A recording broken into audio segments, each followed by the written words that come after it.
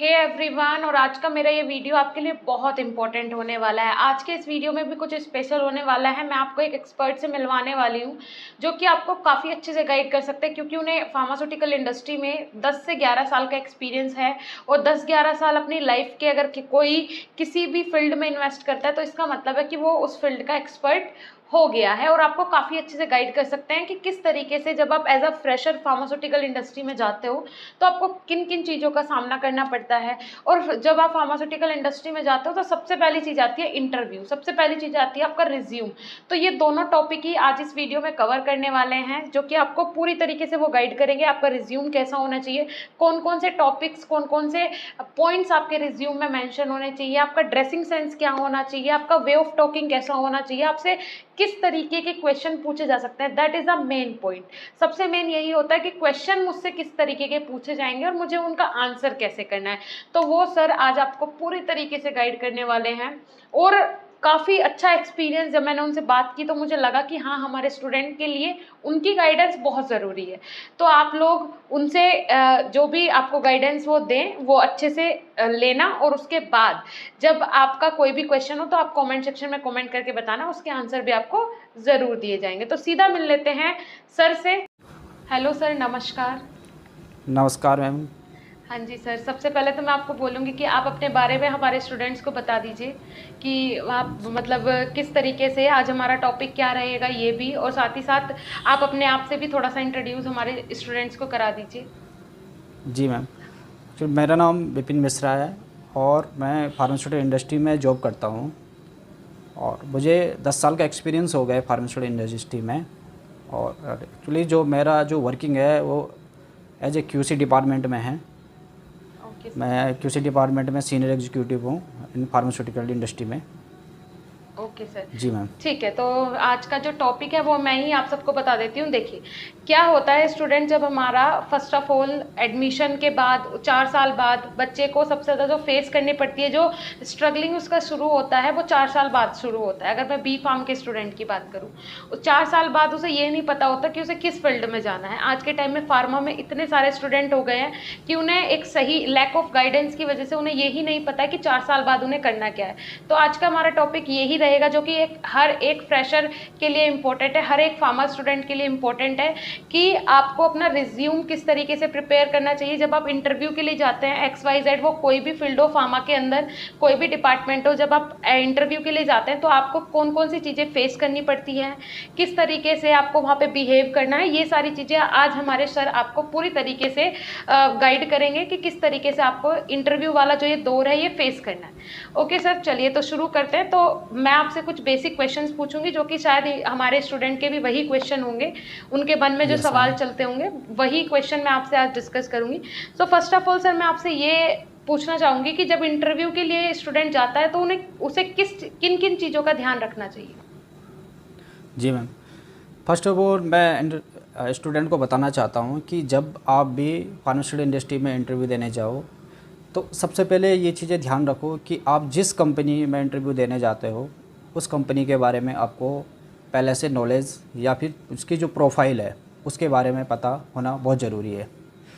क्योंकि होता क्या है कि जो स्टूडेंट होता है, स्टूडेंट को सपोज़ टैबलेट के बारे में नॉलेज है, बट उस कंपनी में क्या होता है कि सपोज इंजेक्शन बनते हैं, मैन्युफैक्चरिंग होते हैं, तो उस कंडीशन में क्या है कि जो इंजेक्शन के टेस्टिंग होती है या फिर इंजेक्शन के रिगार्डिंग जो भी क्वेश्चन होते हैं जो वहाँ पे इंटरव्यू ले रहे होंगे वो उसके अकॉर्डिंग आपको क्वेश्चन पूछेंगे। बट आपको नॉलेज है टैबलेट का, या आपने जो पढ़ाई की है या फिर जो आपने प्रिपरेशन किया है, अपनी तैयारी की है, वो की आपने टैबलेट की नहीं।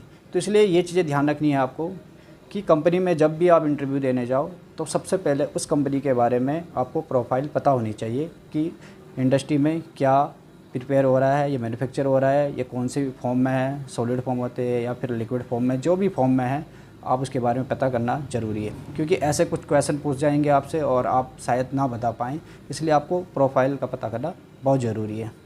ठीक है सर, जैसे कि आपने प्रोफाइल का नाम लिया तो सबसे पहले मैं आपसे यही पूछना चाहती हूँ, अगर पर्टिकुलर किसी भी एक इंडस्ट्री का, फार्मास्यूटिकल इंडस्ट्री का नाम ले लेते हैं, मैनकाइंड का ले लेते हैं, तो अगर स्टूडेंट जाना चाहे मैनकाइंड में, वो इंटरव्यू के लिए जा रहा है, तो उसे उसकी प्रोफाइल कहाँ से एग्जैक्ट पता चले? कोई भी सपना साकार करने के लिए सबसे जरूरी है सही कोच का होना। चुनिए BSP फार्मेसी को और करें अपने CUET B फार्म का सपना साकार।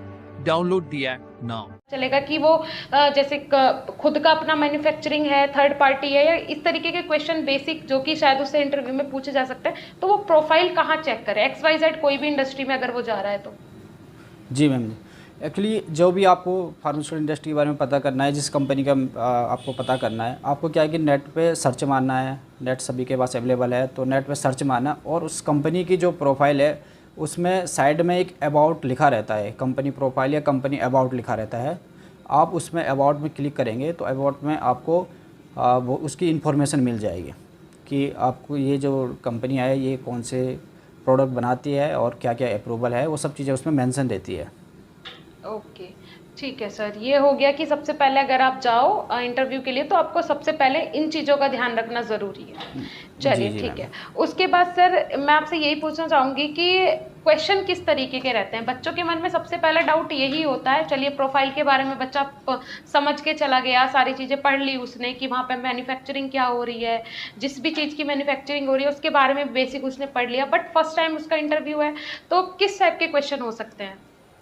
यस मैम, सबसे पहले मैं आपको बता देता हूँ कि जो इंडस्ट्री में क्वेश्चन पूछे जाते हैं वो डिपार्टमेंट टू डिपार्टमेंट, जैसे जिस डिपार्टमेंट में आपने अप्लाई किया है उस डिपार्टमेंट के अकॉर्डिंग क्वेश्चन पूछे जा रहे हैं।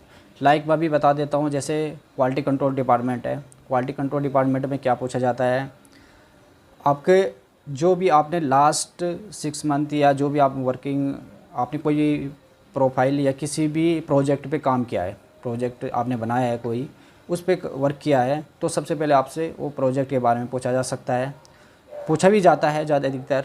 और उसके बाद जैसे लाइक pH हुआ, डिसइंटीग्रेशन हुआ, या फिर आपका वेट वेरिएशन, या बहुत सी ऐसी चीज़ें हैं जो छोटी छोटी, जैसे फ्राइबिलिटी है, तो इसके बारे में आपको पता होना ज़रूरी है। ठीक है, आप ज़रूरी नहीं कि प्रोसीजर आपको प्रॉपर पता हो उसके बारे में, बट कुछ लिमिट होती है, उस लिमिट के बारे में आपको पता होना, जैसे कि फ्राइबिलिटी की लिमिट कितनी होती है, वेट वेरिएशन की लिमिट क्या होती है, या फिर आपसे ये पूछा जा सकता है कि IPBP USP की फुल फॉर्म क्या होती है, या फिर आपसे पूछा जा सकता है कि 1 मोल का सॉल्यूशन कैसे बनाया जाता है, नॉर्मलिटी मोलिटी में डिफरेंट क्या होता है, सैचुरेट सॉल्यूशन क्या होते हैं, pH बफर सॉल्यूशन क्या होते हैं। इस टाइप से आपसे क्वेश्चन पूछे जा सकते हैं।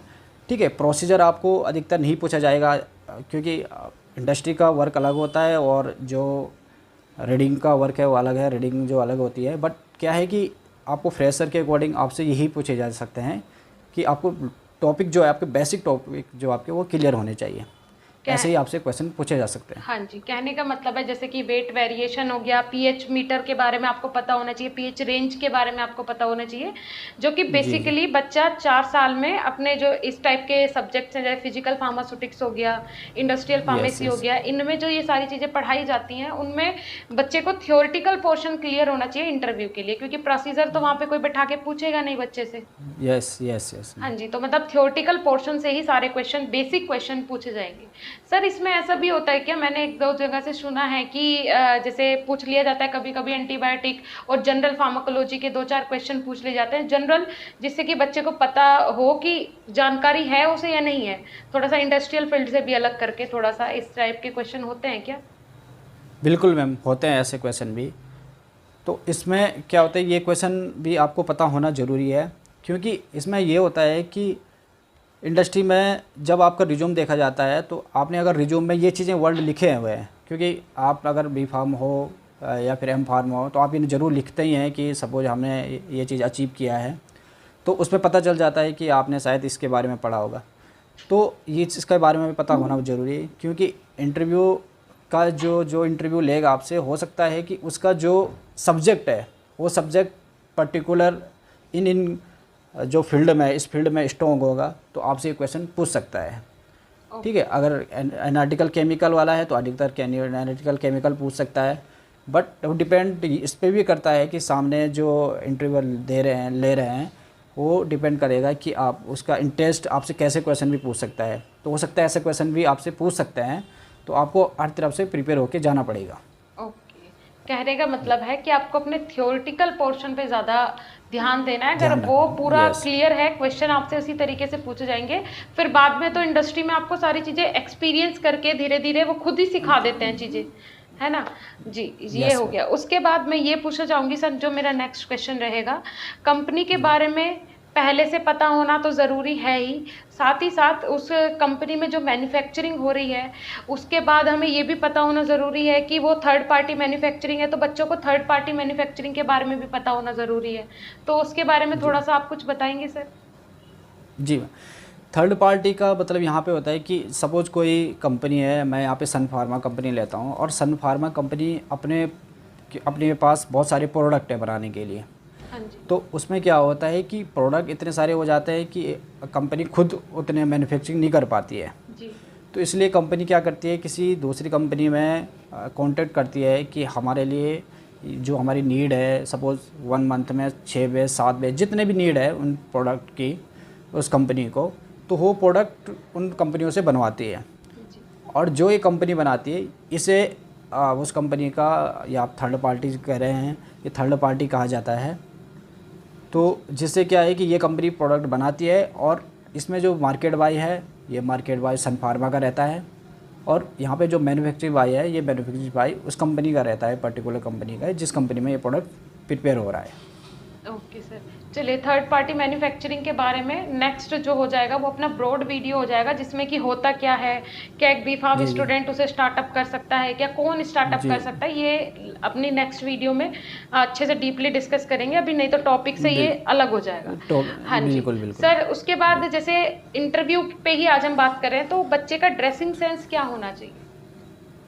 बिल्कुल, देखो ड्रेसिंग सेंस आपको बता देता हूँ स्टूडेंट की, आपका फॉर्मल जितना हो सके फॉर्मल रहें। और ज़्यादा इंडस्ट्री में आपको एक चीज़ बता देता हूँ कि ज़्यादा जो मेकअप के, यानी मतलब मैं आपको बता देता हूँ कि जैसे आपने कोई वॉच है, वॉच आपने कोई अलग अलग डिफरेंट के कलर की पहनी है, या डिपेंड करता है आपके, क्योंकि इंडस्ट्री के अंदर ये चीज़ें अलाउड नहीं होती है कोई चीज़ें। तो हो सकता है कि अगर आपने ऐसे ड्रेसिंग सेंस की है जिससे इंडस्ट्री को लगे इस चीज़ का कि आने वाले टाइम में हो सकता है ये अपने इंडस्ट्री, अब सपोज़ सबसे पहले मैं आपको बता दूं, जैसे मेल की बात करता हूँ यहाँ पे, तो इनकी जो बियर्ड रहती है वो ज़्यादा लॉन्ग ना हो, क्योंकि इंडस्ट्री के अंदर जो बियर्ड होती है उसका रिस्ट्रिक्शन है कि बियर्ड बड़ी नहीं होनी चाहिए। तो इसलिए क्लीन शेप हो गया, और फॉर्मल अपने जो भी क्लोथ हैं फॉर्मल में जाएं। ऐसी लेडीज़ के लिए फॉर्मल, अपने जो बाल हैं वो एकदम बंधे हुए हैं वो। तो इस टाइप से ये देखा जाता है कि इंडस्ट्री में अगर ये जो स्टूडेंट है ये वर्क करेगा तो यहाँ के जो रूल्स हैं वो रूल्स को फॉलो कर सकता है। जी बिल्कुल। तो मतलब ड्रेसिंग सेंस भी एक आपका अच्छा इफेक्ट छोड़ सकता है, तो इसके लिए भी आप पहले से प्रिपेयर होके जाएं। प्रिपेयर हो जाए। हाँ जी। उसके बाद जो रिज्यूम रहेगा, जो कि मेन थिंग होती है, रिज्यूम बच्चे का कैसा रहना चाहिए? यस, रिज्यूम में जितना आपको नॉलेज है, सबसे पहले ही ध्यान रखें, जितना आपको नॉलेज है सिर्फ और सिर्फ वही बातें या फिर वो जो आपने पढ़ा हुआ है उतना ही आपने रिज्यूम में रखें। जैसे कि सर हाँ जी बोलिए। जी जी जी जी, जैसे फ्रेशर है, अब फ्रेशर को रिज्यूम में क्या क्या होना चाहिए? फ्रेशर के रिज्यूम में आपने जो लास्ट टाइम में प्रोजेक्ट कंप्लीट किया है उस प्रोजेक्ट का होना ज़रूरी है। आपने कोई अचीव किया है, हो सकता है इंडस्ट्री में, कॉलेज में आपने कोई चीज़ अचीव किया है, होते हैं बहुत सारे फंक्शन से मान के चलो आप, या फिर बहुत सारे कंपटीशन होते हैं, तो इस कंपटीशन को आपने अचीव किया है, तो ऐसे कंपटीशन को आप अपने रिज्यूम में लिख सकते हैं, कंप्लीट कर सकते हैं। और इसमें एक चीज़ें और ध्यान रखने वाली बात होती है कि आपका अगर कंप्यूटर हैंड अच्छा है, आपने कंप्यूटर में भी अपने कोई कोर्स कर रखा है, तो कंप्यूटर के बारे में ज़रूर लिखें, क्योंकि इंडस्ट्री के अंदर कंप्यूटर हुआ, एक्सेल हुआ, पावर पॉइंट हुआ, क्योंकि पीपीटी बनाई जाती है अधिकतर, तो पीपीटी के लिए तो ऐसे करके आप ध्यान रखें, जिस के बारे में आपको नॉलेज है वही क्वेश्चन आंसर, वही आंसर, या सॉरी जो जिस के बारे में आपको पता है वैसे ही आप अपने रिज्यूम में रखें। जिससे क्या है कि पूछने जो भी इंटरव्यूअर लेगा वो पूछेगा आपसे, तो आप ये ना उस समय आप ये ना समझे कि यार ये क्वेश्चन आया कहाँ से, बट जितने चीज़ें आपको पता, आप होनेस्ट रहे, सबसे इम्पोर्टेंट है आपको होनेस्ट। आपको दिखाने की ज़रूरत नहीं है कि मेरे को बहुत ज़्यादा आता है, आपको कम आता है चलेगा, बट आपने लिखा बहुत ज़्यादा है और उसके अंदर बाद में आपसे क्वेश्चन पूछा जाए और आपने उसका आंसर नहीं बता पाया, तो कोई भी जो इंटरव्यूअर लेगा, इंटरव्यूअर लेने के बाद वो ज़रूर आपसे यही मन में सोचेगा, या आप हो सकता है क्वेश्चन पूछा जाएगा कि आपने ऐसे ही लिखा हुआ है, क्योंकि आपको नॉलेज तो है नहीं, इसलिए आपको 2 लाइन लिखी है, लेकिन आपको 2 लाइन का नॉलेज है, इसलिए आपको ज़्यादा लिखना नहीं है। आपने फैमिली बैकग्राउंड के बारे में लिखना ज़रूरी होता है कि आपका कहाँ से वो बिलोंग करते हैं, ठीक है। आपका पर्सनल एड्रेस और जो आपका प्रेजेंट एड्रेस है ये भी आना ज़रूरी है। और उसके बाद आपकी लैंग्वेज का है, आपको कौन सी लैंग्वेज आती है, उस लैंग्वेज के बारे में मेंशन करें। और वो चीज़ें ध्यान रखें कि इम्पोर्टेंट है कि आपसे क्वेश्चन आंसर अगर इंग्लिश में हो रहा है तो क्वेश्चन आंसर इंग्लिश में दें, और अगर आपको हिंदी में देना है तो आपको हिंदी में दें। ऐसा ज़रूरी नहीं है कि उन्होंने अगर क्वेश्चन हिंदी में किया है तो आप इंग्लिश में बताएं, ऐसा नहीं है। आपको अंडरस्टैंडिंग होनी चाहिए, और हिंदी में भी दे दोगे आप तो ऐसा कुछ नहीं है कि आपसे ये पता जाएगा कि आपने हिंदी में क्यों दिया, ठीक है। बट आपका कॉन्फिडेंस अच्छा होना चाहिए और आई कांटेक्ट अच्छा होना चाहिए। मतलब कॉन्फिडेंस लेवल बहुत मैटर करता है, कॉन्फिडेंस लेवल बहुत अच्छा होना चाहिए, और जो रिज्यूम में आपने लिखना है सिर्फ वही लिखना है जो क्वालिटीज आपके अंदर। कोई भी सपना साकार करने के लिए सबसे जरूरी है सही कोच का होना। चुनिए BSP फार्मेसी को और करें अपने CUET B फार्म का सपना साकार। Download the app now. है। और सर इसमें बिल्कुल। परसेंटेज का क्या होता है, जैसे कि CV में, रिज्यूम में अपना परसेंटेज का क्या होता है, जो एवरेज परसेंटेज होता है बी फार्म का? एवरेज का मैं बात करूँगा कि एटलीस्ट से जो फार्मास्यूटिकल इंडस्ट्री में अधिकतर पूछा जाता है या मांगा जाता है, तो आपका 60% से अबव होने चाहिए मैक्सिमम। मतलब अधिकतर ये देखा जाता है कि फर्स्ट डिवीज़न तो होनी चाहिए। एक्चुअली 60 पे तो आपको फर्स्ट डिवीज़न आती है जी, ठीक है। तो फर्स्ट मतलब प्रायोरिटी दी जाती है। मैं ये नहीं कहता हूँ कि फर्स्ट का मतलब 60% है तो फिर जो उससे कम वाले हैं उनको जॉब नहीं मिलेगी, ऐसा नहीं है। फर्स्ट प्रायोरिटी बता रहा हूँ मैं कि अगर इतनी आती है तो उसमें होता क्या है कि जब इंडस्ट्री में रिज्यूम जब एक साथ दिए जाते हैं तो उस समय बहुत सारे रिज्यूम हो जाते हैं, हो सकता है 20, 25, 100, 200 भी हो जाए।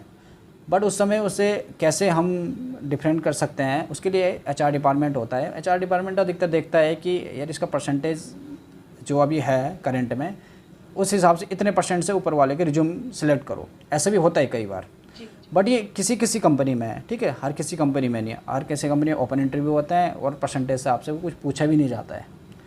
बट कुछ कंपनी में अब करंट में अभी जैसे जैसे मार्केटिंग में चल रहा है कि कुछ कंपनियाँ पूछ रही हैं इन चीज़ों के बारे में, बट ऐसा नहीं है कि हर कंपनी आपको है। और आपको बहुत सारे ऐसे अधिकतर कंपनी आपको ऐसे मिलेगी जो आपको परसेंटेज पे नहीं, आपके जो कॉन्फिडेंस, आपका कॉन्फिडेंस और आपके नॉलेज पे जॉब देगी आपको।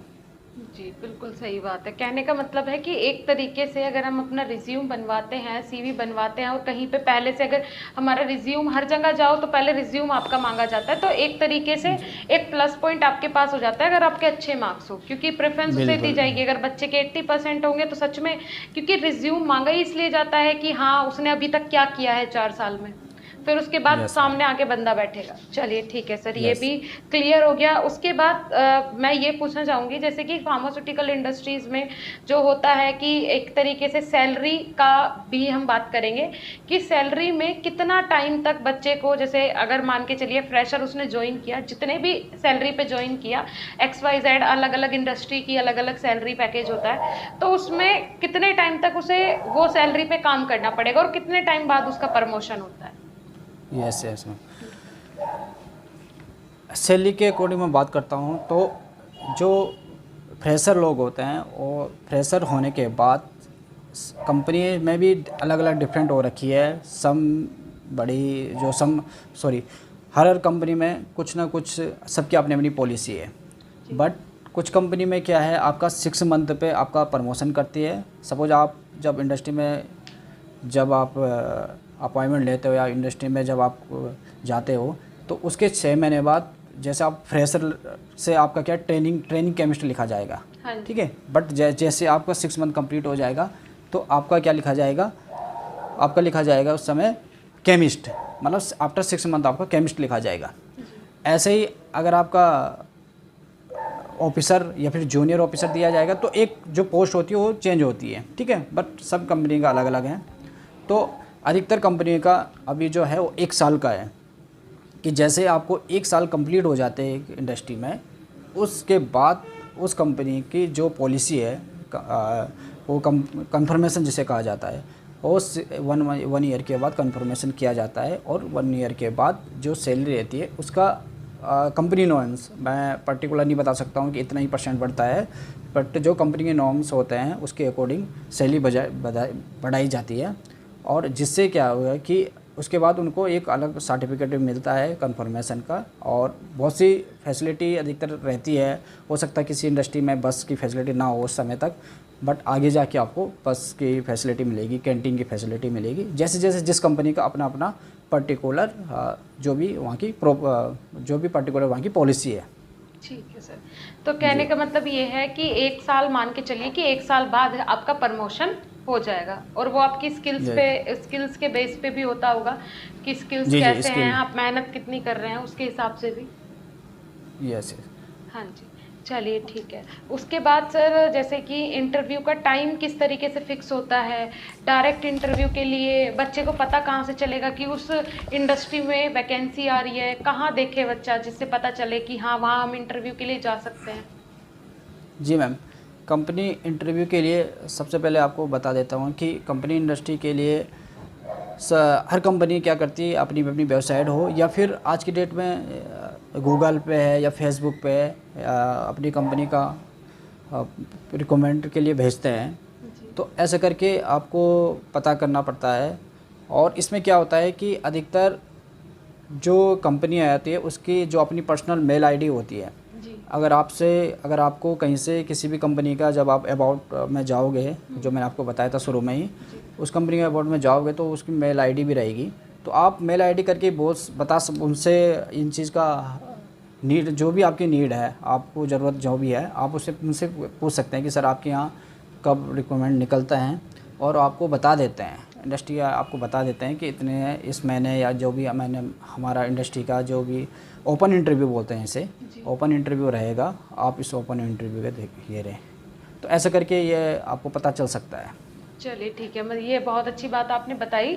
कोई भी कंपनी हो, कोई भी इंडस्ट्री हो, उसकी ऑफिशियल वेबसाइट पे जाके अबाउट में जाके जो उनकी जीमेल आईडी होगी, मेल होगा, वहाँ पे बच्चा उन्हें मेल ड्रॉप कर सकता है ना? तो वहाँ से उसे रिप्लाई ज़रूर मिलेगा। Yes ma'am. चलिए ठीक है, ओके सर। लास्ट में मैं आपसे यही पूछना चाहूँगी कि इंटरव्यू के रिगार्डिंग, रिज्यूम के रिगार्डिंग बच्चों के मन में क्या क्या कन्फ्यूज़न हो सकती है, वो आप अपने हिसाब से हमारे स्टूडेंट को गाइड कीजिए कि किस तरीके से आपको अपना रिज्यूम प्रिपेयर करना है, कैसे आपको इंटरव्यू के लिए जाना है।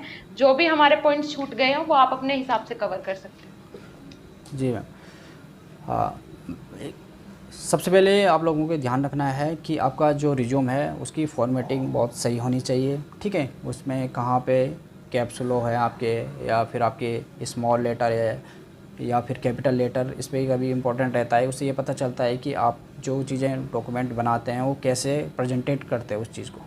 यहाँ पे ये चीज़ें हैं कि आपको ये नहीं है कि अधिकतर की रिज्यूम आपने किसी और से बनाया है। यहाँ पे आपको ये चीज़ देखा जाता है कि रिज्यूम आपने खुद ने बनाया, और जब आपने खुद से आपने रिज्यूम बनाया है तो आपकी जो परफॉर्मेंस है डॉक्यूमेंट की, वो चीज़ें आप क्या करते हैं, शो करते हैं उस रिज्यूम के अकॉर्डिंग। तो मैंने जो आपको बताया है कि आपको पहले कंपनी के बारे में पता होना चाहिए, तो आप उस हिसाब से आपने एक्सपीरियंस, आपने जो रीड किया है, आपने पीएच के बारे में या टैबलेट के बारे में जो भी आपने रीड किया है उसको चीज़ों को मेंशन करो।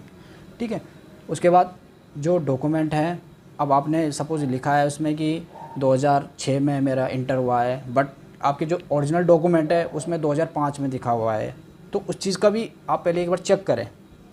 कई बार ऐसी गलतियां होती है, बहुत बार ऐसी गलतियां होती है कि जो डॉक्यूमेंट में रहता है और जो एक प्रेजेंट टाइम पे जो डॉक्यूमेंट है उस टाइम के बीच में जब मैच देखते हैं, या ओरिजिनल डॉक्यूमेंट जो होते हैं उन डॉक्यूमेंट में बहुत से डिफरेंट आते हैं।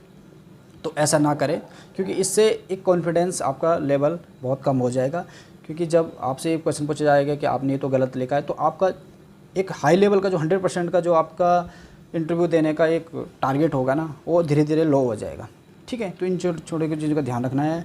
टेल मी योर सेल्फ, ये सब चीज़ें बारे में आपको पता होना चाहिए। आप इस कंपनी को क्यों ज्वाइन करना चाहते हैं, आपको इसके बारे में आपको पढ़ लेना चाहिए कि कैसे कैसे मैं क्यों इस कंपनी को ज्वाइन कर रहा हूँ। और आपके गोल्स क्या है आपसे पूछ सकते हैं, आपकी स्ट्रेंथ क्या है आपसे पूछ सकते हैं। तो बहुत सी चीज़ें हैं। और दूसरे में आपके बता, आप ना कभी भी इस चीज़ को आप माइंड में ये ना लें कि जो सामने हमसे क्वेश्चन कर रहे हैं वो ऐसा है कि उनके पास बहुत टाइम है तो हमसे आराम से क्वेश्चन पूछे, ऐसा नहीं होता है। इंडस्ट्री में टाइम नहीं होता है क्योंकि वर्क का लोड रहता ही रहता है। इसलिए आपसे जो भी क्वेश्चन पूछे उस क्वेश्चन का सीधा आंसर दें, ठीक है।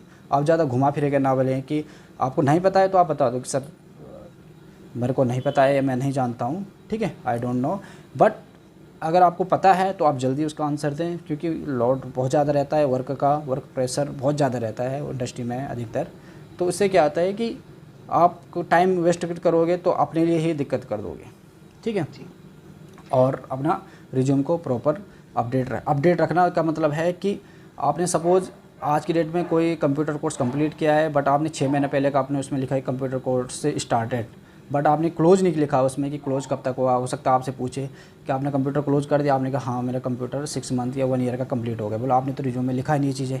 होता है अधिकतर, ये सबके साथ होता है। तो आप इन चीज़ों का ध्यान रखें और जितना हो सके आप अपने रिज्यूम को जितनी आपको नॉलेज है उतने हिसाब से बनाएं और आगे जाके आपको कभी भी इंडस्ट्री में ऐसी प्रॉब्लमें नहीं आएगी क्योंकि आप इन छोटे छोटे चीज़ों को इस जो आप चैनल है इस चैनल के माध्यम से आप देख रहे हो तो आप इन चीज़ों को हमेशा आपको ध्यान रहना चाहिए, ये चीज़ें बातें जो आपको बता रखी हैं। और मैं आपको गारंटी दे रहा हूँ कि आप अगर इन छोटी छोटी बातों का ध्यान रखोगे तो आपका जो कॉन्फिडेंट लेवल है एक ना एक दिन आपका बहुत हाई हो जाएगा और आपको खुद ही ऐसा ही खुद ही एक अनुभव हो जाएगा कि आपने इंटरव्यू अच्छा दिया है।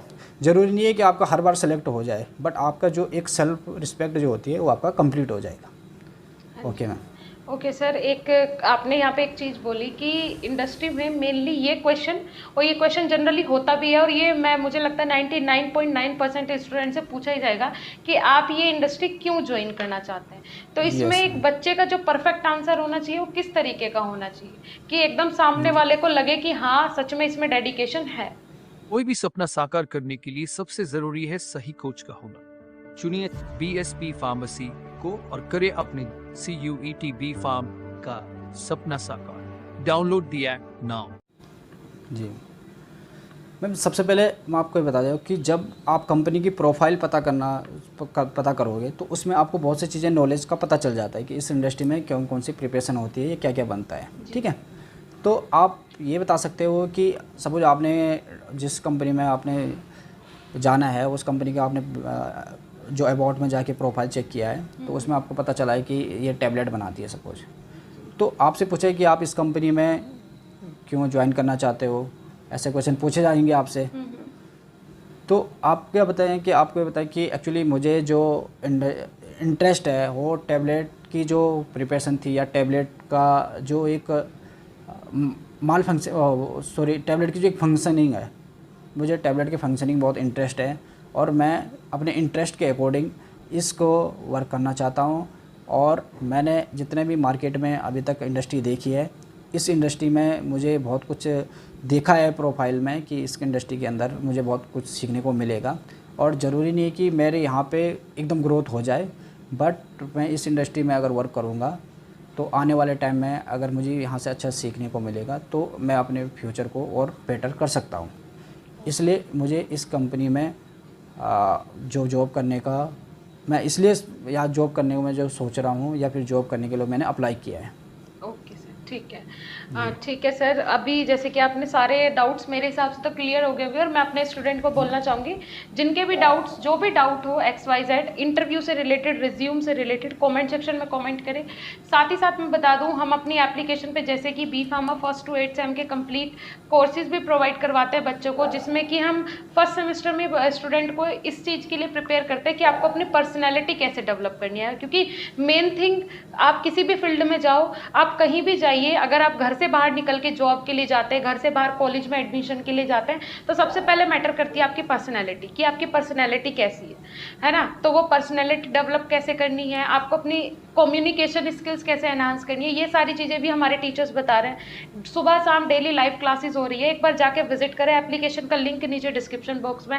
साथ ही साथ अगर आपको रिज्यूम से रिलेटेड, इंटरव्यू से रिलेटेड कोई भी क्वेश्चन है तो सर का अपना खुद का यूट्यूब चैनल है, सर अपने यूट्यूब चैनल के बारे में आपको खुद बताएंगे, आप वहाँ पे जाके विजिट कर सकते हैं। बताइए सर।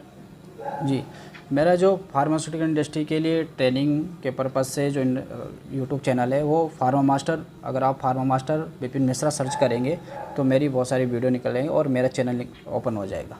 ठीक है, तो इस वीडियो से रिलेटेड भी अगर आपके कोई भी क्वेश्चन हो तो आप डायरेक्टली हमें कॉल करके ये ना बोले कि मैम सर का कॉन्टैक्ट नंबर दे दीजिए। कॉन्टैक्ट नंबर हम किसी को नहीं प्रोवाइड करवा सकते हैं ऐसे डायरेक्टली आपको, लेकिन आप सर के चैनल पे जाके वहाँ कमेंट्स कीजिए तो आपका रिप्लाई सर ज़रूर करेंगे। बाकी अभी तो सर के वीडियोज़ की सीरीज़ हमारे चैनल पर ही कंटिन्यू आने वाली है, तो आप यहाँ भी कमेंट कर सकते हैं कि आपको नेक्स्ट वीडियो जो है वो किस टॉपिक पर चाहिए, या फिर आपको रिज्यूम और इंटरव्यू से रिलेटेड भी अगर कोई भी डाउट है तो आप इस वीडियो के कॉमेंट सेक्शन में आके ज़रूर कॉमेंट करें। Okay sir, thank you so much, आपने काफ़ी अच्छे से हमारे स्टूडेंट्स को गाइड किया। Thank you so much.